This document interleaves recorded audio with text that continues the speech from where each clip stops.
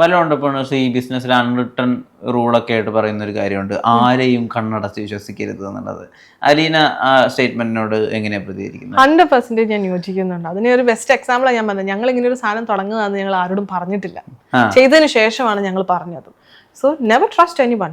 നമുക്ക് നമ്മളെ വിശ്വസിക്കാൻ പറ്റുള്ളൂ. അല്ലാണ്ട് ഇപ്പം ഇവൻ എനിക്ക് നാളെ ചെയ്തു തരും, അല്ലെങ്കിൽ even though I don't trust my staff, I don't trust my team also, ഇവർ നമുക്ക് ചെയ്തു തരുമെന്ന് പറഞ്ഞ് നമുക്ക് ഒരിക്കലും കണ്ണടച്ചിരിക്കാൻ പറ്റത്തില്ല. നമ്മളെല്ലാത്തിലും കണ്ണ് ഓടിച്ചാലേ എല്ലാം നല്ല രീതിയിൽ പോവുള്ളൂ. So definitely never trust anybody blindly. നമുക്ക് നമ്മൾ, അല്ലെങ്കിൽ ഞാനും എൻ്റെ ഹസ്ബൻഡും ഉള്ളൂ. എൻഡ് ഓഫ് ദി ഡേ ഇപ്പോൾ ബിസിനസ് പിന്നെ ലോസിൽ പോയാലും എങ്ങനെ പോയാലും ഞങ്ങൾ രണ്ടുപേരും മാത്രമേ ഉണ്ടാവുള്ളൂ. ഈ പറഞ്ഞ കൂടെയുള്ള ആരും ഉണ്ടാവണം എന്ന് ഒരു നിർബന്ധവും ഇല്ല. ടൈം മാനേജ്മെന്റ് എന്നുള്ളൊരു ഏരിയയിൽ അലീന വിശ്വസിക്കുന്ന ഒരു 2 റൂൾ എന്തായിരിക്കും? എനിക്കിപ്പം ആസ് ഓഫ് നൗ എനിക്കൊരു ടൈം മാനേജ്മെന്റ് ഇല്ല. എവിടെ എന്ത് പ്രശ്നം എവിടെ വരുമെന്നും എക്സ്പെക്ട് ചെയ്യാൻ പറ്റത്തില്ല. ടു ബി വെരി ഓണസ്റ്റ്, ഞാൻ കുറച്ച് നാളുകളായിട്ട് യാതൊരു ടൈം മാനേജ്മെന്റ് ഇല്ലാത്ത ഒരാളാണ്. ഇന്നിപ്പം ഇവിടെയാണെങ്കിൽ പ്രശ്നം, അടുത്ത സ്ഥലത്ത് പോയി പ്രശ്നം തീർക്കേണ്ടി വരും. അങ്ങനെ ഒരു ടൈം മാനേജ്മെന്റ് ഇല്ല എനിക്കിപ്പം. എല്ലാവരും പറയും പഞ്ച്വാലിറ്റി ഉണ്ടാവണം, മീറ്റിങ്ങിന് പഞ്ച്വലിൽ പോകണം, ഇന്ന സ്ഥലത്ത് രാവിലെ 6 മണിക്ക് എണീക്കണം, അല്ലെങ്കിൽ 5 മണിക്ക് ഓണ്ടർപ്രണേഴ്സ് ഒക്കെ 5 മണിക്ക് എണീക്കണം, അങ്ങനെ ആയിരിക്കാം. പക്ഷെ എന്നെയും ഇതിനെ സംബന്ധിച്ച് ഞങ്ങൾക്കിപ്പോൾ ഒരു ടൈം മാനേജ്മെന്റ് ഇല്ല. കാരണം ഞങ്ങൾക്കൊരു 7 months ഓൾഡ് ഒരു ബേബി ഉണ്ട്, ഞങ്ങൾ ബിസിനസ്സും ഉണ്ട്. രണ്ടിനെയും ഒന്നിച്ചു കൊണ്ടുപോകണമെങ്കിൽ ഞങ്ങൾക്ക് ഒരു ടൈം മാനേജ്മെന്റ് ഇല്ല ഇപ്പം. വേറൊരു കാര്യമുണ്ടല്ലോ, ഇപ്പം എത്രയൊക്കെ ഒരു മോശം അവസ്ഥയിലാണെങ്കിലും, അല്ലെ എത്ര ഒരു ബേബി സ്റ്റേജ് അവസ്ഥയിലാണെങ്കിലും നമുക്കൊരു വിഷൻ വേണം. അതായത് നമ്മുടെ ബ്രാൻഡിന്റെ ഒരു 5 വർഷത്തേക്കോ അല്ലെങ്കിൽ 10 വർഷത്തേക്കുള്ള വിഷൻ ഒരു ഓണ്ടർപ്രണറുടെ കയ്യിൽ ഉണ്ടാവണമെന്നൊക്കെ പറയുന്നുണ്ടല്ലോ. അങ്ങനെ ഒരു വിഷൻ ഉണ്ടായിരുന്നു? ഇത് ആദ്യത്തെ ഔട്ട്ലെറ്റ് തുടങ്ങുമ്പോഴേ ഇതൊക്കെയായിരിക്കും നമ്മുടെ ഒരു അവസാനം, അല്ലെങ്കിൽ ഇതൊക്കെയായിരിക്കും നമ്മുടെ 10 വർഷത്തെ ഒരു പ്ലാൻ ഓഫ് ആക്ഷൻ, അങ്ങനെ ഉണ്ടായിരുന്നു? വെരി ക്ലിയർലി ഞങ്ങൾക്കൊരു പ്ലാൻ ഓഫ് ആക്ഷൻ ഉണ്ടായിരുന്നു. ഞങ്ങൾ ഈ പഴയ ഓണറിൻ്റെ അടുത്ത് ഞങ്ങളൊരു പ്രൊജക്റ്റ് ഒക്കെ ക്രിയേറ്റ് ചെയ്തു. ഞങ്ങൾ രണ്ടുപേരും നൈറ്റൊക്കെ ഇരുന്നിട്ട് നമ്മുടെ ബ്രാൻഡിങ് ഇങ്ങനെയായിരിക്കണം, ഈവൻ ഞങ്ങളുടെ ഒരു വലിയ സിയയുടെ തന്നെ ഒരു വാൻ, അതൊക്കെ ഞങ്ങൾ എയിൽ ഒരെണ്ണം ക്രിയേറ്റ് ചെയ്തു. ഒരു വാനൊക്കെ ക്രിയേറ്റ് ചെയ്ത് അതിനകത്ത് സിയയുടെ സ്റ്റിക്കറിങ് ഒക്കെ ചെയ്തത്. അങ്ങനെ ഒരു 3-4 ഒരു പേപ്പറിലൊക്കെ ആക്കിയിട്ട് ഞങ്ങളിങ്ങനെ സിയയുടെ പ്രീവിയസ് ഓണറിനെ കൊണ്ടൊക്കെ കാണിച്ചു. ഇതാണ് ഞങ്ങളുടെ പ്ലാൻ. പുള്ളി ഒരു ബിഗ് വിഷനൊക്കെ ആണല്ലോ, ഇതൊക്കെ നടക്കുമെന്ന് ഞങ്ങളോട് ചോദിച്ചായിരുന്നു. പക്ഷേ ഞങ്ങളൊരു 6 months കൊണ്ട് ഞങ്ങളത് നടത്തി കാണിച്ചു. 6 months പോലും എടുത്തില്ല, അതിന് മുമ്പേ ഞങ്ങളത് നടത്തി കാണിച്ചു. ഞങ്ങൾ ഇത്രയും മിഷൻസ് ഇന്ന സ്ഥലത്തൊക്കെ തുടങ്ങണം എന്ന് ഞങ്ങളുടെ പ്രൊജക്ട് പേപ്പറിലൊക്കെ വെറുതെ ഞങ്ങൾ സെറ്റ് ചെയ്ത് കൊണ്ടുപോയായിരുന്നു. അതൊക്കെ ഞങ്ങൾ പുള്ളിനെ കാണിച്ചു. പക്ഷേ വിത്തിൻ ഫ്യൂ മന്ത്സ് ടൈം കൊണ്ട് തന്നെ ഞങ്ങളത് ഇംപ്ലിമെന്റ് ചെയ്തു. So now we have a clear vision and mission for the next 5 years also. ഈ next 5 years is a peak time for us. ചിലപ്പോൾ ഞങ്ങൾക്ക് സ്ലീപ്ലെസ് നൈറ്റുകൾ വന്നേക്കാം, ഫാമിലി ടൈമുകൾ ഉണ്ടാവാണ്ടിരിക്കാം. പക്ഷെ ആ 5 വർഷം കഴിഞ്ഞാൽ ഞങ്ങൾക്ക് ഞങ്ങളുടെ മോളുടെയും ഞങ്ങളുടെ ഫാമിലിന്റെയും കൂടെ നല്ല ടൈം സ്പെൻഡ് ചെയ്യാൻ പറ്റുന്നുള്ളൊരു കോൺഫിഡൻസ് ഞങ്ങൾക്ക് ഇപ്പോൾ ഉണ്ട്. കേരള ഫുഡ് മിസ് ചെയ്യാറുണ്ടോ യുകെയിൽ? എന്തായാലും നമ്മളെ ഇറ്റാലിയൻ ഫുഡ് ചെയ്യുന്നെന്ന് പറഞ്ഞാൽ നമ്മളെ കേരള ഫുഡൊക്കെ നമ്മൾ മിസ് ചെയ്യുമല്ലോ. അപ്പം വണ്ടി എടുത്തൊരു കറക്കം ഈസ്റ്റാമൊക്കെ ഒന്ന് ചുറ്റി വരുമ്പോഴത്തേക്കും നമുക്ക് ഇഷ്ടം പോലെ കേരള ഫുഡ് കിട്ടൂലോ.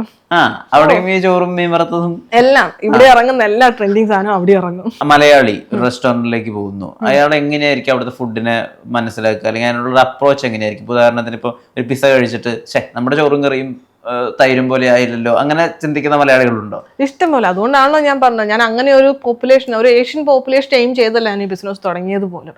ഞാനൊരു യൂറോപ്യൻ മാർക്കറ്റ് അല്ലെങ്കിൽ ഒരു ബ്രിട്ടീഷ് പീപ്പിൾസിനെയും ഒരു യൂറോപ്പ് പീപ്പിൾസിനെ എയിം ചെയ്താണ് ഞാൻ ഈ ഒരു റെസ്റ്റോറൻറ്റ്, ഒരു ഇറ്റാലിയൻ കുസിൻ സ്റ്റാർട്ട് ചെയ്തത് വരെ. അപ്പം പല ആൾക്കാർക്കും പല ടേസ്റ്റ് ബഡ്സുകളായിരിക്കാം. ചില ആൾക്കാർക്ക് പിസ്സ ഇഷ്ടം, ചില ആൾക്ക് ചോറും കറി ആയിരിക്കാം, പഴങ്കഞ്ഞി ആയിരിക്കാം. It's up to them. നമുക്ക് എല്ലാവരെയും സാറ്റിസ്ഫൈ ചെയ്ത് ഒരിക്കലും ബിസിനസ് ചെയ്യാൻ പറ്റത്തില്ല. അപ്പോൾ ഒരു യൂറോപ്യൻ കസ്റ്റമർ എന്ന് പറയുന്ന ഫീഡ്ബാക്ക് അല്ലെങ്കിൽ അയാളുടെ ഒരു അപ്രോച്ച് ഒക്കെ ഏത് വിധത്തിലായിരിക്കും? ഞങ്ങൾക്ക് ഇതുവരെ കിട്ടിയ ഒരു ടൈം കഴിഞ്ഞപ്പോൾ, ഒരു ടൈമിൽ ഞങ്ങൾക്ക് ബാഡ് റെസ്പോൺസ് കിട്ടിയ ടൈമും ഉണ്ടായിരുന്നു. സെയിലൊന്നും ഇല്ലാണ്ട് ഒരു ഇന്ത്യൻസ് വന്ന് ടേക്ക് ഓവർ ചെയ്തു, ഞങ്ങളുടെ പഴയ നല്ല റെസ്റ്റോറൻറ്റ് സ്പോയിൽ ചെയ്തു എന്നൊക്കെ പറഞ്ഞ് ഞങ്ങൾക്ക് റിവ്യൂ കിട്ടിയ സമയങ്ങളും ഉണ്ട്. അങ്ങനെ സെയിലൊന്നും ഇല്ലാണ്ട് ഞങ്ങൾ ഇരുന്ന സമയവും ഉണ്ട്. പക്ഷെ അവിടെ നിന്ന് വി സ്കെയിലപ്പ്. ഞങ്ങൾ ഇറ്റലിയിൽ നിന്ന് തന്നെ കൺസൾട്ടന്റിനെ കൊണ്ടുവന്ന് പുതിയ മെനൂസും സാധനങ്ങളൊക്കെ ഇറക്കി. പഴയതിലെ കുറെ ബെസ്റ്റ് സെല്ലിങ്ങിനെ കീപ്പ് ചെയ്തുകൊണ്ട് തന്നെ പുതിയ സാധനങ്ങൾ ഞങ്ങൾ ഇറക്കി. അവിടെ നിന്ന് we started to get very good response. ഇപ്പം ഇതിപ്പോ ഞങ്ങൾ ഇറ്റലിയിൽ പോലും ഇത്ര നല്ല പിസ്സ കഴിച്ചിട്ടില്ല എന്ന് ഞങ്ങൾക്ക് ഒരു റിവ്യൂ റീസെന്റ് വന്നായിരുന്നു. അവിടെ നിന്ന് we scale up and we did it very well. ഈ ഹൈജീൻ എന്ന് പറയുന്ന ഒരു ഏരിയ ഉണ്ടല്ലോ, അതാണ് പലപ്പോഴും ആളുകൾ ഈ റെസ്റ്റോറൻറ്റ് ബിസിനസ്സായിട്ട് ചേർന്ന് പറയുന്ന ഒരു ഏരിയ. അതായത് ഇത് ഡെയിലി റിസ്ക് ആണ് ഈ ഹൈജീനെ സംബന്ധിച്ചിടത്തോളം. അതായത് ഒരു മുടിയുടെ ഒരു ചെറിയ ആരെങ്കിലും എവിടെയെങ്കിലും ഒന്ന് വീണിട്ട് ആരെങ്കിലും ഒരു റിവ്യൂ ഇട്ടാൽ, അല്ലെങ്കിൽ ഗൂഗിളിൽ ഒരു ഫോട്ടോ ഇടാൽ, അല്ലെങ്കിൽ ഇപ്പോൾ എത്രയൊക്കെ പെസ്റ്റ് കൺട്രോൾ ചെയ്തെങ്കിലും ഒരു ഈച്ച സൈഡിലൂടെ പറന്നു പോകുന്നതോ എന്തെങ്കിലും ഒരു വീഡിയോ വന്നു കഴിഞ്ഞാൽ അതെന്തായിരിക്കും എന്നുള്ളൊരു കാര്യമുണ്ടല്ലോ. ആ ടെൻഷനുകളെ അഭിമുഖീകരിക്കേണ്ടി വന്നിട്ടുണ്ടോ? Yes, exactly. ഹോസ്പിറ്റാലിറ്റി പറയുന്നത് വളരെ സെൻസിറ്റീവ് ആയിട്ടുള്ള ഒരു ബിസിനസ്സാണ്. നമുക്ക് ഇതുപോലെ എന്തെപ്പം വരാമെന്ന് നമുക്ക് എക്സ്പെക്ട് ചെയ്യാൻ പറ്റത്തില്ല. അപ്പൊ ആരും നോട്ടീസ് ചെയ്തിട്ടുണ്ടാവില്ല. ഈ പറഞ്ഞതുപോലെ ഒരു കുഞ്ഞു മുടിയൊന്നും ആരും നോട്ടീസ് ചെയ്യും. നമ്മളെ എത്ര ടേക്ക് കെയർ ചെയ്താലും രോമമുള്ള മനുഷ്യന്മാരാണ്, എന്ത് വേണേലും എപ്പോൾ വേണേലും നടക്കാം. പക്ഷെ ഞങ്ങളെ സൈഡിൽ നിന്നാണെങ്കിൽ പോലും സെർവിങ് സൈഡിൽ നിന്ന് പുറത്തേക്ക് വരുമ്പോൾ we try to do the maximum observation. അത് ഗോ ത്രൂ ചെയ്ത് ഇപ്പോൾ സെർവ് ചെയ്യുന്ന ഷെഫ് ആണെങ്കിലും സെർവ് ചെയ്യുന്ന സ്റ്റാഫ് ആണെങ്കിൽ പോലും അത്രയും ഒബ്സർവ് ചെയ്തതിന് ശേഷം അത്രയും ടേക്ക് കെയർ ചെയ്തതിന് ശേഷമാണ് ഞങ്ങളത് ടേബിളിലേക്ക് എത്തിക്കുന്നത്. We are trying to do our 100%, but we don't know what's going to be happen next. Pets control സൈഡിൽ നിന്നാണെങ്കിലും food and hygiene safety control സൈഡിലും എല്ലാ കാര്യങ്ങളും നമ്മൾ ചെയ്തിട്ട് തന്നെയാണ് ഇതുവരെ നമ്മൾ റൺ ചെയ്തത്. ഒരു രീതിയിലുള്ള ഒരു UK വെയർബോട്ട്സ് ഇല്ലാതെ കംപ്ലീറ്റ്ലി ഒരു മലയാളി ചെല്ലുകയാണ് UK-യിലേക്ക്, അയാൾക്ക് വേണ്ട ഒരു മൈൻഡ് സെറ്റ് എന്താ? Set your mind to take a risk. there you can build your dreams. ആ ഒരു ഒറ്റ വേർഡ് എനിക്ക് പറയാനുള്ളൂ. ഇപ്പൊ റിസ്കുകൾ എന്ന് പറയുമ്പോൾ എന്തൊക്കെ തരം റിസ്കുകളാ വരിക? എല്ലാ റിസ്ക്കും വരും. ഹോസ്പിറ്റാലിറ്റി ഏത് ബിസിനസ് ആണെങ്കിലും number of risk factors are there. ഇപ്പം തുടങ്ങിയ ഡേ 1 തൊട്ട് ഇൻകം വരണമെന്ന് യാതൊരു നിർബന്ധവും ഇല്ല. ചിലപ്പം ഒരു ബിസിനസ് അതിന്റെ ലെവലിലേക്ക് എത്താൻ വേണ്ടി take 3 months 6 months may be 1 year. ആ 1 year പിടിച്ചു നിൽക്കാനുള്ള മെന്റൽ കപ്പാസിറ്റി നമുക്കുണ്ടാവണം. എങ്കിലും നമുക്കൊരു ബിസിനസ്സിൽ സക്സീഡ് ചെയ്യാൻ പറ്റത്തുള്ളൂ. അല്ലെങ്കിൽ ഡേ 1 തൊട്ട് എനിക്ക് ഇൻകം കിട്ടണം എന്നുള്ള മെന്റാലിറ്റി കൊണ്ട് പോയി കഴിഞ്ഞാൽ you finished. You are not set to do the business. In that mind people not set to do the business. ഒരു എംപ്ലോയി ആയിട്ട് നിന്നിട്ടേ പിന്നെ ഒരു ഓണ്ടർപ്രണർ ആയിട്ട് ഇപ്പോൾ കാറിലോ അല്ലെങ്കിൽ എന്തെങ്കിലും ഒരു വെഹിക്കിളിൽ ഈ വർക്ക് ചെയ്ത ഏതെങ്കിലും ഒരു ഹോസ്പിറ്റലിന്റെ സൈഡിലേക്കൊക്കെ പോകുമ്പോൾ എന്താ ആ ഒരു ഫീലിംഗ്? ഞാൻ മുമ്പ് കെയർ ഹോമിലായിരുന്നു വർക്ക് ചെയ്തുകൊണ്ടിരുന്നത്. ഞാൻ പോയിട്ടുണ്ട്. എനിക്ക് തോന്നുന്നു ഞാൻ ഒരു എവറി 6 months എങ്കിലും ഞാൻ സ്വനാജ് എന്ന് പറഞ്ഞ സ്ഥലത്താണ് ഞാനും എൻ്റെ ഹസ്ബൻഡും ഈ ഞങ്ങളുടെ UK-യിലുള്ള ലൈഫ് സ്റ്റാർട്ട് ചെയ്തത് അവിടെ നിന്നാണ്.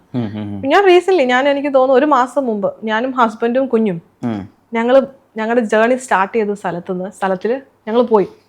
കെയർ ഹോമിന്റെ ഫ്രണ്ടിൽ പോയി ഞാൻ പഴയ സ്റ്റാഫിനെ കണ്ടു. They are still in the same position. അപ്പൊ ഞാൻ അവിടുന്ന് സ്കെയിലപ്പ് ആയത് വളരെ വലുത്. അപ്പം അത് കാണുമ്പോഴും എൻ്റെ ഹസ്ബൻഡ് ഒരു ചെറിയ റെസ്റ്റോറൻറ്റിൽ അവിടെ വർക്ക് ചെയ്തത് 6 to 7 days morning 9 to 11 work ചെയ്തിട്ടുണ്ട് പുള്ളി. അപ്പം ആ റെസ്റ്റോറൻറ്റിൽ പോയി ഫുഡ് കഴിച്ചു. അപ്പൊ ഞങ്ങൾക്ക് അവിടുന്ന് വന്നൊരു കോൺഫിഡൻസ് എന്ന് പറയുന്നത് വളരെ വലുതാ. അപ്പൊ അന്ന് എൻ്റെ ഹസ്ബൻഡ് കൂടി ഇരുന്ന ഷെഫൊക്കെ ഇപ്പോഴും അവിടെ ഉണ്ട്. അവരൊക്കെ ഇപ്പോഴും ഒരു മാറ്റം ഇല്ലാണ്ട് അവിടെ വർക്ക് ചെയ്യുന്നു. But we have scaled up lots. ആ ഒരു 2 വർഷം കൊണ്ട് ഞങ്ങൾക്ക് വന്ന മാറ്റങ്ങൾ വളരെ, ഞങ്ങളുടെ അപ്പിയറൻസിലാണെങ്കിലും സ്വഭാവത്തിലാണെങ്കിലും ലൈഫ് സ്റ്റൈലിലാണെങ്കിലും ഒരുപാട് മാറ്റങ്ങൾ ഞങ്ങൾക്ക് വരുത്താൻ സാധിച്ചു. അപ്പൊ അത് ഞങ്ങളെ സംബന്ധിച്ചോളം വളരെ വലിയ ഫാക്ടർ തന്നെയാണ്. ഞങ്ങളുടെ സറൗണ്ടിലുള്ള ആൾക്കാർ still they are going the same 9 to 5 job പോകുന്നു, same car, same situation. We have made lots of changes. ഞങ്ങളൊരു ഫൈനാൻഷ്യൽ ഇൻഡിപെൻഡൻസ് ഗെയിൻ ചെയ്യാനും ഞങ്ങൾക്ക് അതിന് സെയിം ടൈം സാധിച്ചിട്ടുണ്ട്. So that we have done.